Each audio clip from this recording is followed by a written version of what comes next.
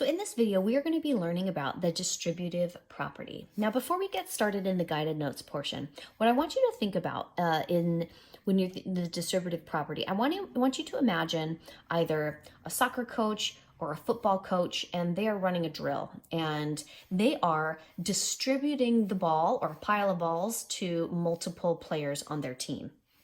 So imagine that you have, let's say the coach is the word distributive, and you have 3 terms or 3 players that are going for a run down the field. And that coach is then launching a ball to this receiver or, midfielder or whatever, and then this one, and then this one. So everybody gets a ball. Everybody gets a chance to catch the ball. So in the distributive property, they are distributing a multiplier in the same way that a coach distributes the ball to a bunch of players. Okay, so you have here, we're going to first look at some algebraic expressions, and then we're going to look at some more with just variables, and then we're going to look at some with some numbers here in just a second. So here we have A, parentheses, B plus C. So using the case of, or our analogy with, playing a sport, we can take this A, and we can pretend that he's the coach or she's the coach. And this coach is going to be distributing that ball to both of these players. So B gets a ball and C gets a ball. So in this case, when you have a variable or a number that's right up next to parentheses, it means multiply. So that means A is being multiplied by B, and A is also being multiplied by C. So you can rewrite that as A times B plus A times C.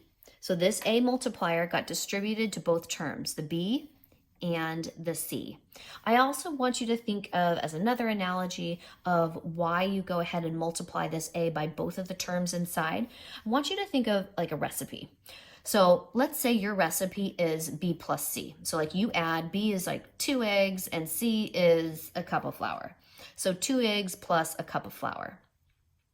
Now, what if A were to represent, like, I wanted to double the recipe or triple the recipe?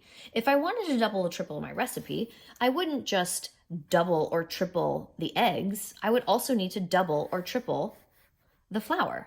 So when you are distributing, it means that you are increasing the value of what's inside the parentheses by the same multiplier amount. So you're distributing it to both of the terms inside the parentheses.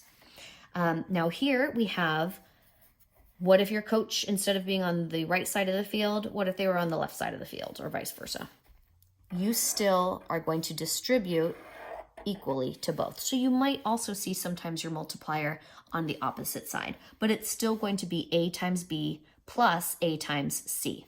So the distributive property is just the property that tells us that this expression is equivalent to this expression. So if we have it written this way, I could factor out that multiplier A and put it outside parentheses, or if I have it outside, I can multiply it by each and write it this way. So I can kind of go back and forth depending on what I'm trying to do. All right, so in the next example, same idea. They're just using some different variables. So if I have X, parentheses Y minus Z, I'm going to distribute that ball to both of the players inside the parentheses. So X times Y is going to then be X, Y. And then I'm going to bring down the operational symbol that they have here. So subtraction stays subtraction. Notice how addition stayed addition in that one. And I'm going to distribute that ball from the X to the Z. And so I'm going to then have X times Z. And same thing if the coach were standing on this side of the field. He's going to distribute the ball, or she is going to distribute the ball to that Y and distribute the ball to the Z. So both of them end up having the same. So those are going to be equal. All right, so what does that look like with some numeric things in there? So what if the coach were to be 5 and one player were to be 2x and another player were to be 7? Okay, so I'm going to take this multiplier and I'm going to distribute the times 5 to this term, and I'm going to distribute the times 5 to that term.